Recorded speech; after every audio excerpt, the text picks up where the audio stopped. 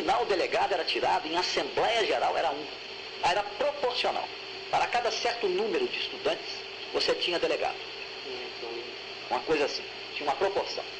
E isso era tirado com base em discussão política, distribuição de textos e depois em votação em Assembleia Geral com ata lavrada. Com ata lavrada. Essa era a primeira etapa. A etapa 2 era por universidade. A etapa 3 por região e finalmente o Congresso da UNE, que era a etapa final. Então foi uma coisa feita realmente de baixo para cima. Tanto é que para fazer um congresso extremamente representativo, numa condição de repressão dura e de clandestinidade, nós cometemos o equívoco oposto. Fazer um congresso com mais de 900 delegados. Quer dizer, é incompatível uma quantidade tão grande de participantes com um evento que, pela circunstância, deveria ser clandestino. Daí a facilidade com que fomos descobertos, né, na logística da coisa. Em Minas, no caso, fizemos todas as etapas da preparação, sem que a repressão pudesse nos interceptar. Claro que tivemos episódios do cerco da Faculdade de Filosofia no ano de 1968, para prender a mim, Valdo Silva, José Carlos Mata Machado, Jorge Batista e o Valdo Silva. E nós escapamos desse cerco. Havia esse tipo de coisa, né? As lideranças principais, eu já estava clandestino, já tinha prisão preventiva decretada e tudo mais, mas fizemos tudo isso. Em São Paulo, eu me lembro que eu deveria primeiro ir para Poços de Caldas, depois de Poços de Caldas para Campinas, fazer um contato em praça pública, perto da PUC de Campinas, e depois ir para a rodovia, e na rodovia ser conduzido através de um jipe para o local do Congresso, né? Agora, 900 pessoas congregadas numa fazenda, você muda completamente a relação de circulação de moeda, de compras na cidade, passa a comprar uma enorme quantidade de pães, de alimentos e tal, fomos descobertos, cercados, enfim. Ei, só um minutinho. Depois nós vamos fazer o seguinte, a gente completa quando eu te... Não, só terminar essa questão de Ibiúna, né? A gente pode pular essa parte, quando vocês estavam lá em Bom, Ibiúna, então, houve um cerco policial militar, aí envolveu DOPS, SNI, Serviço Secreto do Exército, e o pesado foi a Polícia Militar, que fez o cerco militar completo da área.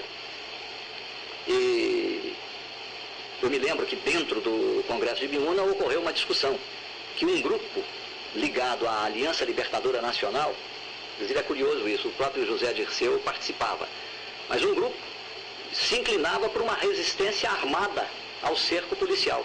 E essa resistência armada se limitava ao quê? A não mais do que umas 10 armas. E debelar as pessoas que insistiam nessa resistência de que isso era absolutamente inconsequente, não foi fácil. Então não houve escapatória, você não tinha como escapar.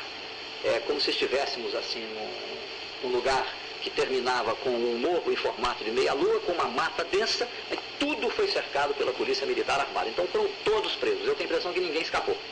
Dali fomos conduzidos ao presídio Tiradentes, 950 mais ou menos. Ficamos lá uns 3 ou 4 dias. Lá dentro houve uma filtragem.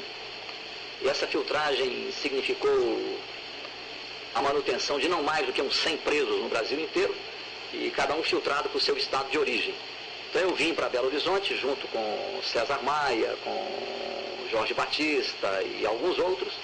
E aqui começou a Via Crucis, né, que foi dificílima porque daí fomos para o DOPS, do DOPS para o Exército, do Exército de volta ao DOPS, e depois do AI-5 novamente para o Exército, até para a Delegacia de Furtos e Roubos, e depois para a Penitenciária de Neves, depois de volta ao Presídio Tiradentes em São Paulo.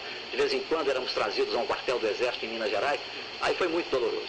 Eu fui condenado a 1 ano e meio de prisão em tribunal militar, com as acusações mais estapafúrdias, porque o motivo originário da denúncia foi ignorado durante o julgamento. Acrescentaram, fora dos autos, novos motivos de denúncia, e eu fui condenado. Se estivesse em liberdade, estaria fazendo luta armada. Minha advogada foi ameaçada de prisão durante o julgamento, pra você ter uma ideia do que era. Fiquei 1 ano e meio na prisão. Depois que eu fui libertado, comecei a me encontrar com companheiros que nessa ocasião estavam desesperados. Eu me lembro o Neco, que tinha um buraco de bala na boca, um outro que era um engenheiro, que tinha uma cicatriz ainda, quase cicatrizando, aberta de uma bala de fuzil.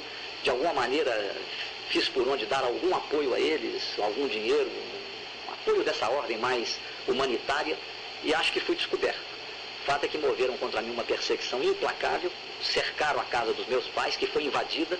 Eu fiquei 3 meses clandestino em Belo Horizonte, e o Exército me convocando com fotografia nos jornais, e aí organizamos uma fuga. Eu saí clandestinamente do país, atravessei o Rio Paraná, entrei no Paraguai, de lá rapidamente para a Argentina e rapidamente para o Chile, onde eu fiquei exilado. Aí é outra história. Ok?